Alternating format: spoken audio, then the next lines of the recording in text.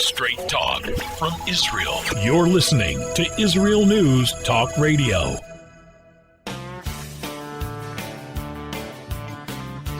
Welcome to Returning Home. I'm your host, Natalie Sapinski.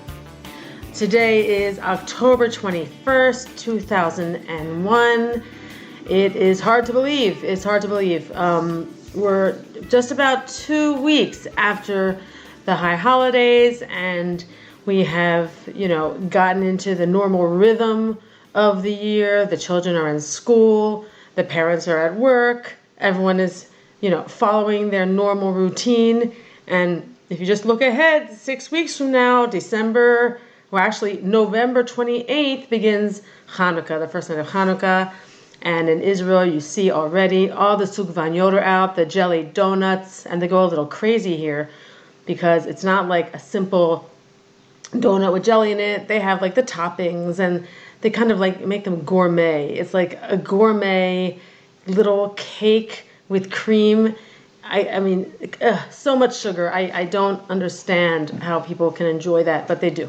They do, and it's a big hit here, and only in Israel. This is one of the only places where you're going to see this type of thing. We don't buy donuts. I refuse to buy any. We actually have a deep fryer, and I make my own. I will only eat them from my home. I will only eat them fresh and hot. And I feel like that's a little healthier, which is ridiculous because it isn't. It's basically a funnel cake. But that's what we do. I make them about 3 times.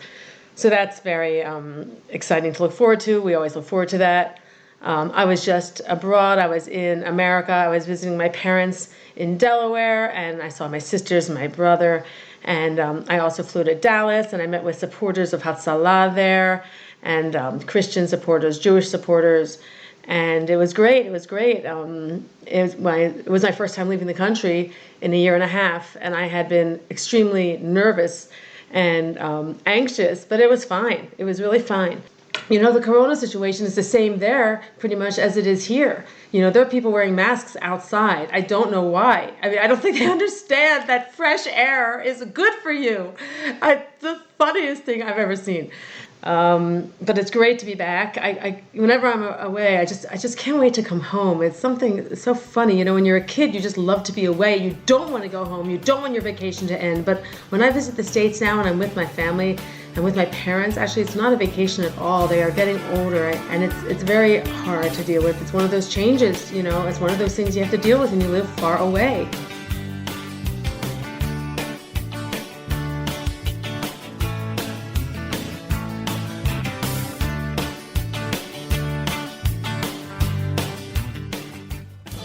Hello, I am Walter Bingham. If you want to hear the news behind the news and the true perspective on world affairs, then the Walter Bingham File is the program for you. We bring you interviews with the movers and shakers, political commentaries, and on-the-spot reports of events as they happen. All here every Tuesday, 4 p.m. Israel time, 9 a.m. Eastern time. And it's all archived on our website. Make it a date.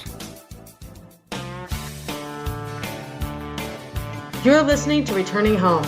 I'm your host, Natalie Sapinski.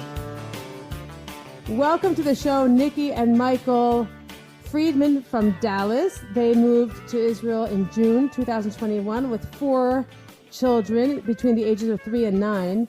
I was just in Dallas, and I heard a lot about this family. They were actually featured in the Jewish newspaper there, so I was very excited to meet them. They live in Beit Shemesh, and we're going to learn all about their transition from Dallas to Israel. Welcome to the show, Nikki and Michael.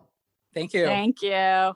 So nice to get a couple, and I bet it's a beautiful time for you to have some quiet without the kids under your feet, huh? Definitely, yes. It's been quite the adjustment period, having everybody home for a long time, and lots of quality bonding time, lots of bidud on and off. And now, thank God, we're grateful to be in a routine. Wonderful, wonderful. Okay, so tell us, let's first start about your recent Aliyah, and then you can tell me about what led up to it. All I know is that you're an artist and your husband is a mental health therapist and a rabbi, and you made the transition here. It's very impressive because these are not traditional careers. That is that is one of the reasons some people do not come. I don't know how else to put it. They're so concerned that they're not going to be able to make it here. And apparently you didn't have that concern, or you're just, or you're making it. So why don't you tell us a little bit about that? Thank you. It's a great honor to be here. Glad to be on the show. For years, when we got married and even beforehand, we were always talking about when would be the right time to come. And the pandemic helped facilitate that. I've been seeing clients as part of my mental health therapy online for already a year and a half. Right. And part of the transition, I realized that I could do that from Israel. My wife has been a math teacher and an artist, and she also has a very impressive art business going on right now that she's been able to market internationally, not just the US, and now also Israel. Great. Well, that's great to hear. You made a very good point. The pandemic and how everything has, been thrust onto online has been a good thing in many ways. Yes. In Israel, there are a lot of people who are very eager to go back to in person. Most of my client base right now is in the US. And if you ask me, I do not think that mental health counseling, at least in the US and in many parts of the world, will ever go back to the way it was live and in person. Certainly we lose out a lot by not being in the same room. There's an energy that people have with one another. There's a certain rapport. But the way it is, all of the studies that have been coming out are that the services can be delivered just as well, just as effectively. People don't have the same opposition to driving somewhere, going to a therapist's office, wondering, feeling nervous. They can do it from the comfort of their home. Certainly the younger generation, this is speaking their digital language. And in many ways, this has enhanced opportunities to really help people. Wow, that's so true. I actually, when you started talking, I thought of exactly what you said. Like, don't people want to be in the same room with their therapist? Don't they want someone to hold their hand and watch them? You just made a very, very good set of points that some of them don't. Yeah, that's right. And I think that's just going to be the future of counseling. Certain service deliveries, like physicians and doctors, will have to be hands-on. The realm of mental health counseling, so much can be accomplished with words, so much can be accomplished online, that I really think it's going to shift from now on in the future to being all digital. Well, certainly the younger generation, that 100%. I mean, you say online, do you mean Zoom, so you see their face, or do you mean like texting? Yeah, mostly it's video. Sometimes the platform is Zoom. A lot of it is Zoom. That's right. Oh, so it is seeing people. Okay, it's not like these people, don't want to look at another human face. Yeah, some people are a little bit hesitant at first. So some people start with texting, like a live chat. Some people also prefer phone. But eventually, most of the people want to go to video. Well, good for you. That's great. I'm sure those services are in demand, and they will be in the future too. I mean, people are a mess. I mean, they're emotionally, it's a very difficult time. That's absolutely true. And part of what we've done also together is we co-founded a Jewish wellness organization, a nonprofit organization called Nafshi, that seeks to address exactly as you're saying, for everyone, because everyone is going to have stressors. Everyone is going to have a certain amount of anxiety. Certainly in the Jewish community, we have generations of trauma, collective trauma that's been going on for millennia, and we have stressors just like everyone else. And so what we decided to do was co-found a Jewish wellness organization, which combines Jewish ideas, Torah principles, also with the best of counseling psychology, principles of holistic wellness. Oh, that's so helpful. That's so great. I can like see there are people who have problems, they don't know where to turn.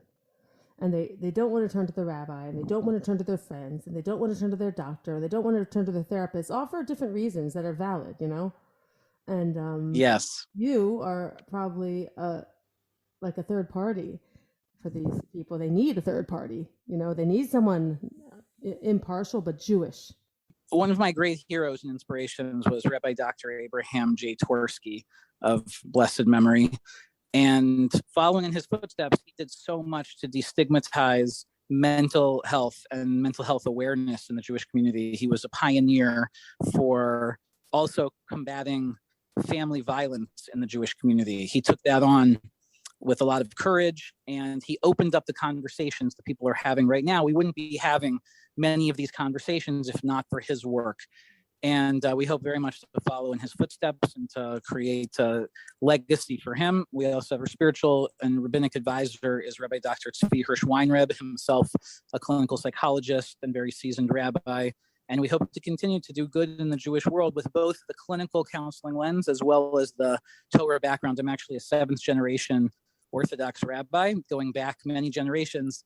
Even I mentioned to my wife that my great-great-grandparents were one of the first 7 families that Moses Montefiore subsidized to leave the old city walls of Jerusalem to Mishkanot Shananim in the 1880s. Yeah, they're probably in the books, in those old history books. Wow, that's amazing. Thank you. We had the great privilege of realizing the dream to return. My grandparents left Israel in the 1930s to be a rabbi and a rabbinite in North Carolina for several decades.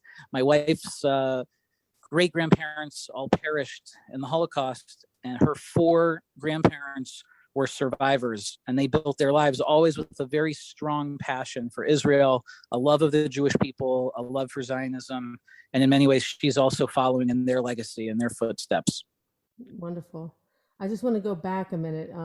You mentioned something I think is important to get it out there, the kind of services that people would turn to you for. I said where they would not want to go, but there are people who have all kinds of problems and they have problems, I don't know, financial problems with their spouse, problems with their children, problems with their aging parents. I mean, I don't know what kind of problems people have, but what kind of problems are you used to getting, and what kind of problems do you handle, and do you handle successfully? We've actually addressed many of the things that you just mentioned. We had a program for people who are taking care of aging parents, where we brought in somebody from Jewish Family Service. This was back when we were living in Dallas before we made Aliyah. And they did a whole presentation with helpful tips on, how somebody can cope for themselves emotionally, practically what they can do to help their parents, as well as it provided really a community of support. Being in a room with other people who are in a similar position gives a feeling that, wow, I'm not alone. There are other people here, to turn to brainstorm with, to cry on each other's shoulder. So, that's one example. We have well, that's a program, but Nikki, sure. if I want everyone to hear it, because you're the first people I've ever spoken to who provide this type of thing.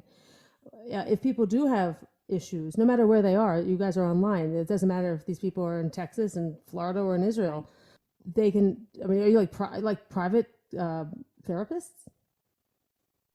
I'm a licensed mental health therapist, and what we decided to do, which is extremely rare, is that we decided to make programming like support groups that have both a licensed mental health counselor and a spiritual facilitator. So there's what sometimes it's both. It could be both, but the ideal is to have a support group where people feel heard and feel connected, like you were describing. There's someone who can provide Torah ideas going into the texts of what it was like for Avraham and Sarah when they were dealing with their fertility challenges, so that one can be inspired both from a Jewish lens, but also at the same time to have emotional and the clinical counseling available as part of those support groups. So right. And sometimes like that, okay. Yeah, that was like a one-time event, but then off of that, some of these events meet once a year, they occur once a year. Some of them, it's all dependent on the need and, the feedback that we get from people. Sometimes people say, I'm in need for more of that. I want, a get together 4 times a year, quarterly, I want a weekly, or I'm looking really more for one-on-one counseling and support, which we can then, guide them to the next step. And not everything that we do is like very heavy, heavy topics in counseling. We've done also programs that, like I'm an artist, so we've done painting series where, for example, we did a Hanukkah themed one, we did a Rosh Hashanah themed one, and it was leading up to the holiday where it wasn't just a paint class, but there was also Torah learning going on. There was also meditation before beginning the painting.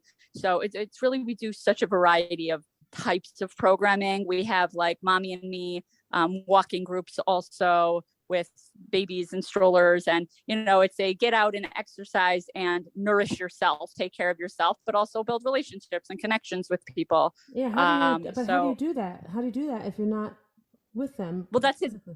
That's a, an in-person type of event. So that's, based on the city. We were having that when we were in Dallas, and now we're in the process of starting that up here in Ramat Beit Shemesh as well. So that, not everything is digital and online. Don't go away. We'll be right back with more Returning Home.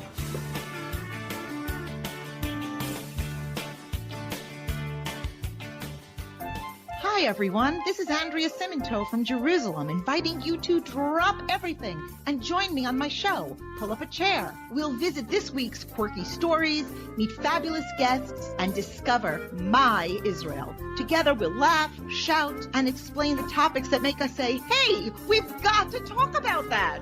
So get comfortable and pull up a chair with me, Andrea Simonto, every Thursday on Israel News Talk Radio.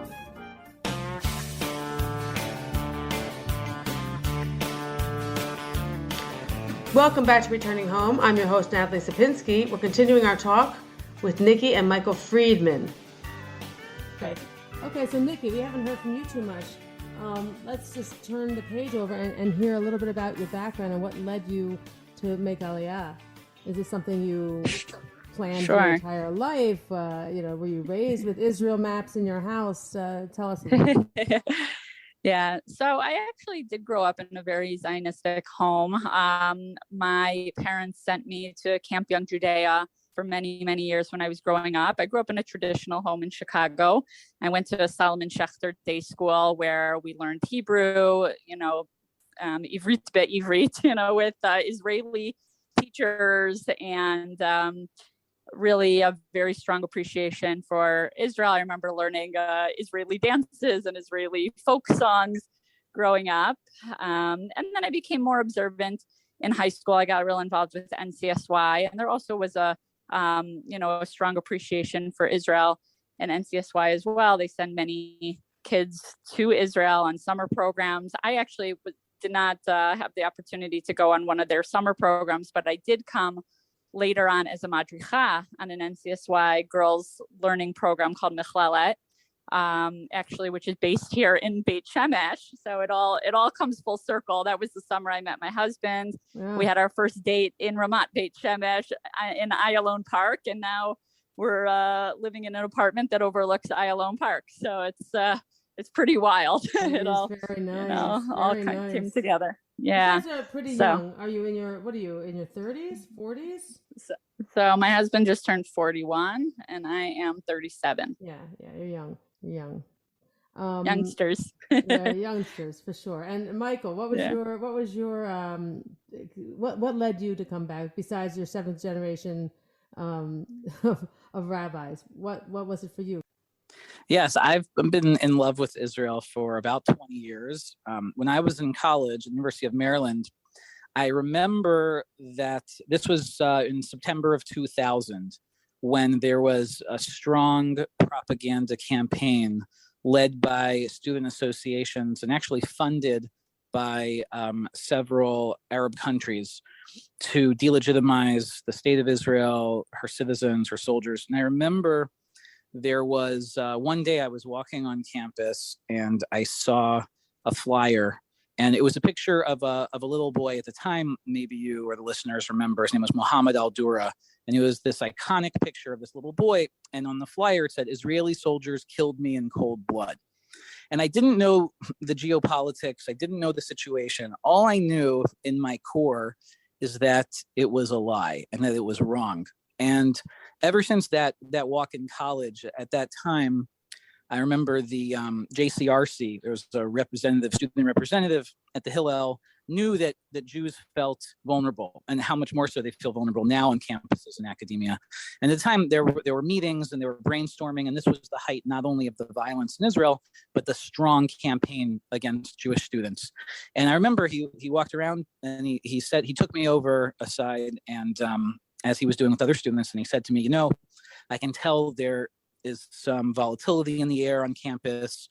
We know what's going on with the propaganda campaign, and I can tell that you are emotionally shaken up. He said, I think right now the best response for you would be to take off your kippah when you're walking around campus until things calm down a little bit.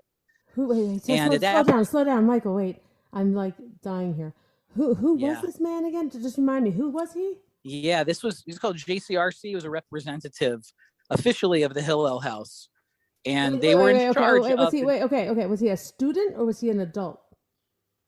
He was like a graduate student age. And so he was officially an employee, a young adult who was employed to try to coordinate Jewish student life, enhance Jewish student life on the campus. The campus was about 30,000 undergrad, and about 6,000 of them were Jewish. And maybe 500 to 1,000 of those Jewish students identified openly as Jews.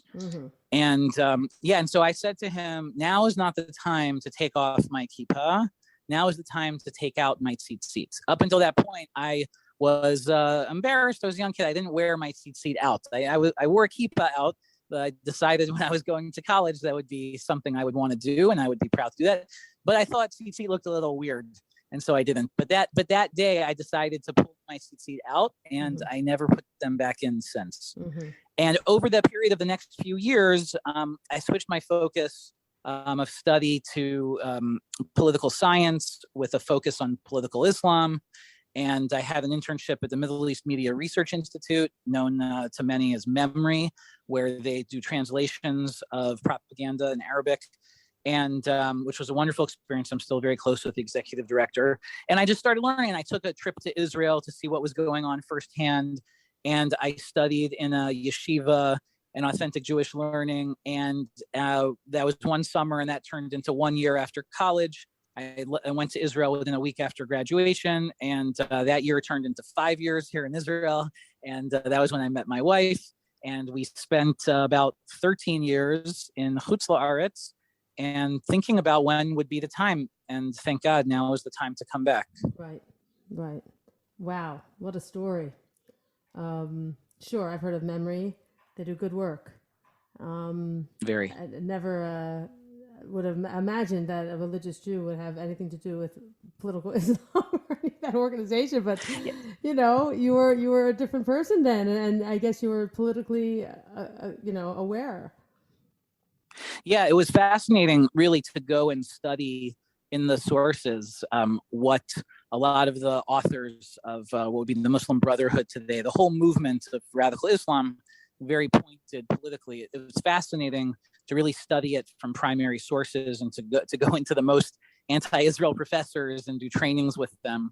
It was a great opportunity. I actually was in the middle of a political Islam class during September 11th, at the moments where the planes struck both in New York as well as in Washington, D.C. The Pentagon was not very far from where I was in suburban Maryland and the college. And we were actually in the middle of the class when the tragedy occurred.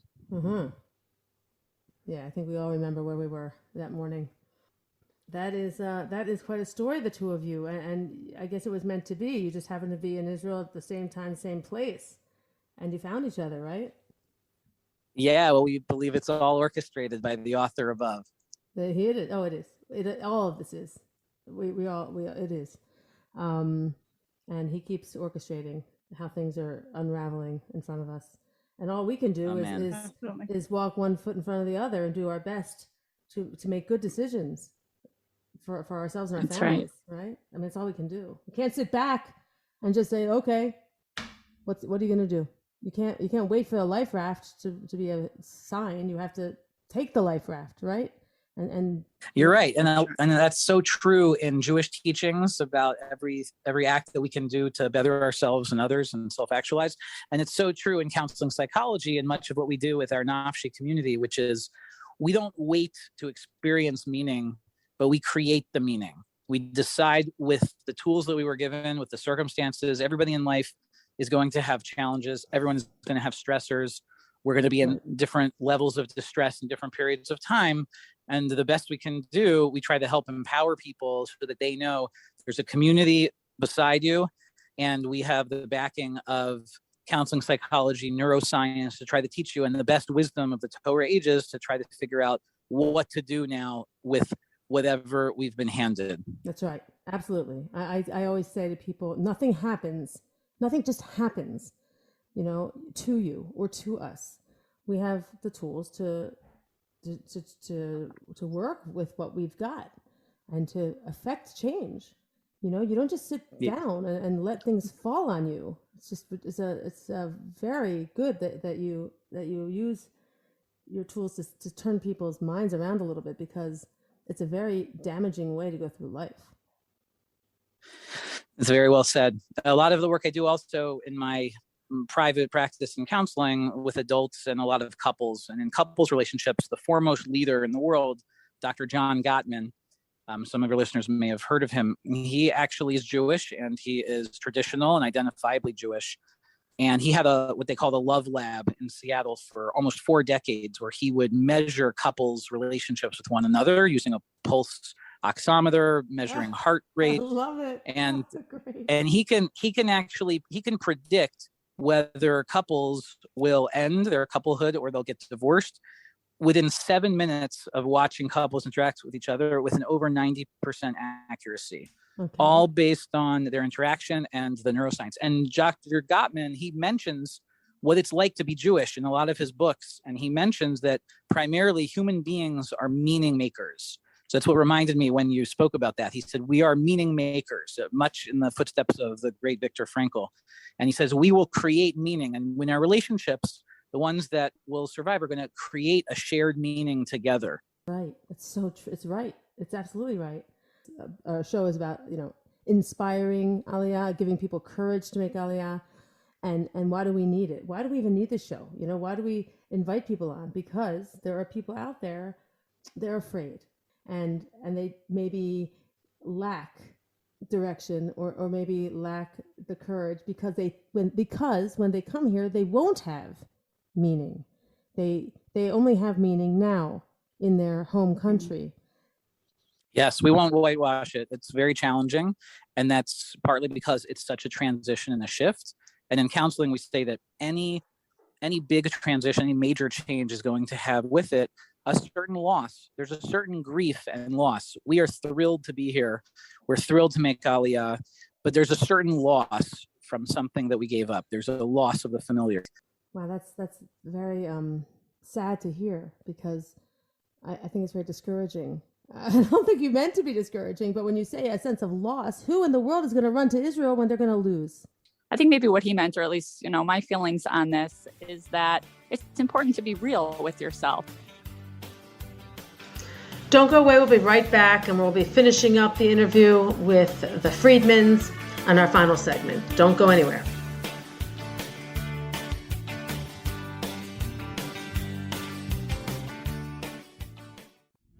Are you interested in transforming your life, drawing closer to the Creator, and uncovering the deeper meanings and hidden treasures in the Hebrew Bible?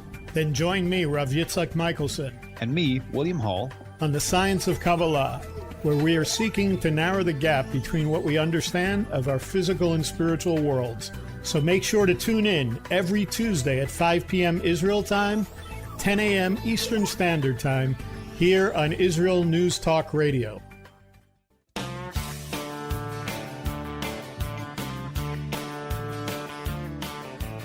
Welcome back to Returning Home. We are finishing up our talk with Nikki and Michael Friedman, who made Aliyah from Dallas this past summer in June and live in Beit Shemesh. We were just talking about Michael's description of feeling a sense of loss when you make Aliyah, and Nikki and I are discussing it now. I mean, if you're coming to Israel and you're thinking like everything's going to be the same as in America, or like this, super rose-colored, like wonderful, amazing experience, yes, it is an amazing experience, but it's different. And there are things that can be challenging, like you had alluded to, in terms of sometimes people not wanting to come because of, professional reasons, or the amount of income that they can make, or maybe you're used to driving up in your driveway to a nice big house and now you're living in an apartment, or you're living in a more crowded space, or you had 2 cars and you have 1 car, or maybe no cars, and there's a language barrier. I mean, there are so many things. So obviously, I just mentioned a bunch of challenging things, but we're still here, and we're so appreciative and so happy to be here. And we still made the decision nonetheless. And I think part of the reason why we're so happy here and why we feel strong here is because we came in with our eyes wide open, knowing we did a lot of research into it. We knew what the challenges were going to be. It's all about having realistic expectations, like anything in life, knowing what to expect and going in open and realizing that, yeah, there are going to be challenges along the way, but the pros definitely outweigh the cons. I mean, we have an amazing life here. There's nothing like being in the Jewish homeland, in a place where our children already, and just in the few months that we're here, we see such a shift in them in terms of their sense of confidence and independence. I mean, in America, we wouldn't have our kids like walking to school and just, walking around town. They feel so safe here. There's a sense of family and community here that everywhere you go, everybody's just part of this one big family. Sometimes a family that argues and fights and doesn't get along, but family nonetheless. And our kids definitely feel that. We feel that, and the feeling of you can get in your car, at least here from Ramat Beit Shemesh, and within a half an hour you're in Yerushalayim and you're at the Kotel, and our history of our people here. I mean, and the kedusha, the holiness. Yeah, there's no comparison. I wouldn't leave here for anything in the world. Well, thank you. That was glowing, and that was rose colored. If I've never heard rose colored, you just did it. Well, thank you. We could talk forever, the three of us. I appreciate you coming on. I know how busy you are, and I hope everyone listening, if you want to reach out, please write to me at Natalie@Israel News Talk Radio, and I'll put you in touch with the Friedmans, and I'm sure they'll be happy to answer any questions you have. I would love that. And I, tell me again the name of your organization. I'd like to write that in the summary. We have show notes afterwards, and that'll be on our website. What is the name of your organization again? Thank you. It's NAFSHI, NAFSHI, and we can be found at nafshiwellness.org. Wonderful. Thank you both. Have a great day, and Shabbat Shalom. Thanks for having us. Have a Shabbat Shalom. Shabbat Shalom. Well, that was amazing. The reason I ended it the way I did was because we did have another guest, and I was just informed moments ago that he can't come on the show. He's in some kind of program, and they have some kind of last minute thing where there's a conflict, so he can't come on the show. So I will be speaking with you the rest of the show. And I mentioned earlier that I was in Dallas. I actually was in America these past 2 weeks visiting my parents. And when I was speaking earlier about different problems people have and why people go to therapy, and one of the things I mentioned was when your parents age. And that is happening to my parents right now. And one is aging and deteriorating faster than the other. And it is painful, quite frankly, horrible to be there and to see this and to handle it by myself. Now I have sisters and a brother, and they were great. They all came to help and to see, and they're there all the time. But when you are far away and you don't see the gradual decline, it's kind of shocking and jarring to see the changes. And I haven't seen my parents since it's been a year and a half, March 2020. And now I have to think about my children. I have bar mitzvah next year. My parents will definitely not be able to come. And my children don't realize how they've deteriorated. And I don't want to scare them, but I really, don't know exactly how to handle it. And I want them to remember my parents and always think of my parents as great grandparents and people who swam with them in the pool and took them shopping. And my dad used to take them to a minor league baseball game every time we came into town. And it's just not like that anymore. And they don't realize it. And I don't know how to handle it. So maybe I will be calling Nikki and Michael for their help. But it was a tough trip, and I also went to Dallas to spread the word about Hatzalah, Yehuda v'Shomron, the organization I work with, the medics in Judea and Samaria. And we have supporters out there. We even have non-Jewish supporters out there in the Texas area. And wow, the non-Jewish support is amazing. They are so dedicated to the heartland of Israel, and they know all the different yeshuvim, and they know the Bible, and they're really great. It's the Jews they're a little bit harder, because the Jews have almost like this inherent connection, and they, I guess, feel like, Israel will always be here, and their kids come here, so they're already connected, and they don't see it with the same wide eyes of amazement, I think, that the Christians do. I could be wrong. It's just you do sense a difference. That you do hear the difference in the way they speak. But what a beautiful, warm Jewish community there is in Dallas, and that's where Friedman's come from. They are very well organized and very warm. There's a very strong kehillah. People live within walking distance of each other. There are neighborhoods where there are lots of Jews, and they do Shabbat lunches together, and they do events together. I even attended a Shalom Sheva Brachot. It was nice, and it's warm there. So it was my first time there, and it's funny enough. The funniest part was nobody had a Texas accent. No one had a Southern accent. Everyone's from somewhere else. It's hilarious. But that's how it is, I guess. People move. I guess it's like that in other places of the country, but I was a little bit surprised. And I've been here back for 2 days, and only sleeping 4 hours a night. I guess jet lag. It's horrible, but that will pass. And it's so great to be back. That's something. It's just you really miss Israel when you're away. It's not like it used to be, where everything's so cheap in America anymore, and everything's so easy. Corona's just as bad there as it is here. So it's not like it used to be. And also, it's not my home anymore. We've been here for 15 years.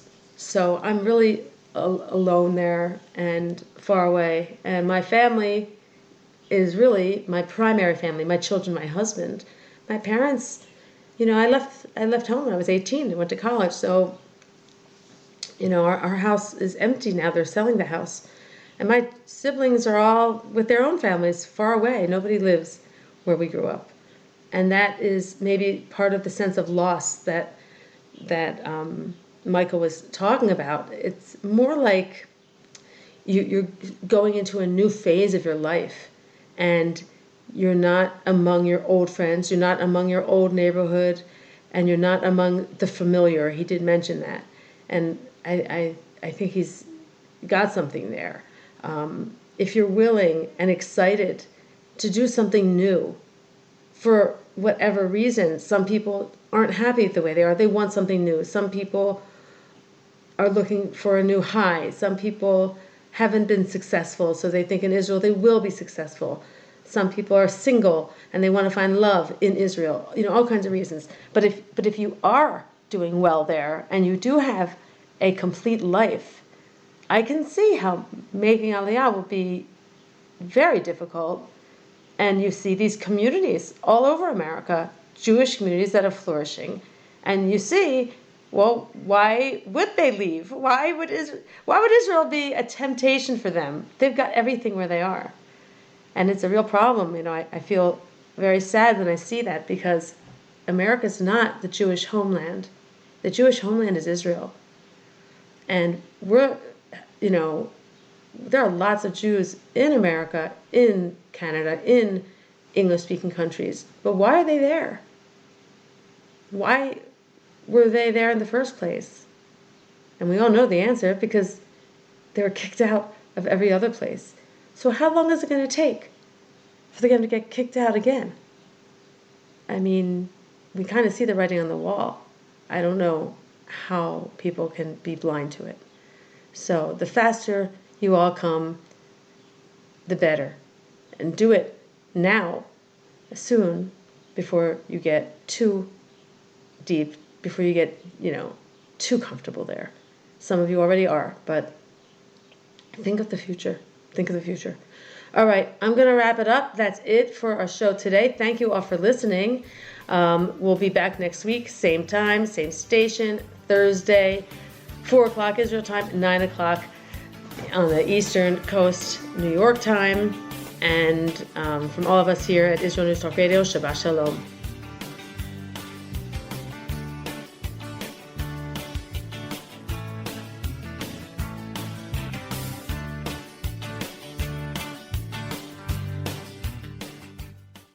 If you love Israel News Talk Radio, then you'll love our Facebook page. We keep you up to date on what's happening in Israel, plus little surprise treasures that we don't share on the radio. Go now to follow us on Facebook. Just look for the Israel News Talk Radio Facebook page, and don't forget to subscribe and follow us by clicking on the like button. We post great stuff there that you'll want to share. Israel News Talk Radio on Facebook and Israel News Radio on Twitter. If you're hearing this message, everyone else can too. Advertise with Israel News Talk Radio and get your message out to people. We'll build a personalized package for you. Contact advertising at israelnewstalkradio.com. Straight talk from Israel. You're listening to Israel News Talk Radio. Hey, this is Jake in Anchorage, Alaska, and I love listening to all the super interesting interviews and up-to-date information on what's happening in Israel. Hello, this is Anna King, originally from London, now living in Israel. And what can I say? Israel News Talk Radio is my cup of tea. My name is Bhaskar. I'm from India, and I love listening because you get to know the truth and wonderful voices from this lovely country. Mom! Okay, wait a minute. Hi, this is Chava Dax, and I'm calling for the rolling hills of Malaya Dumim, just north of Jerusalem. I always listen to Israel News Talk Radio to get all the latest news and commentary and to keep me up to date every day. This is Sarah Dax from Malaya Dumim, and I'm 12. I wish Israel News Talk Radio was boring so my mom wouldn't listen to it all the time. Mom! You're listening to Israel News Talk Radio. News, opinion, and more. You're listening to Israel News Talk Radio.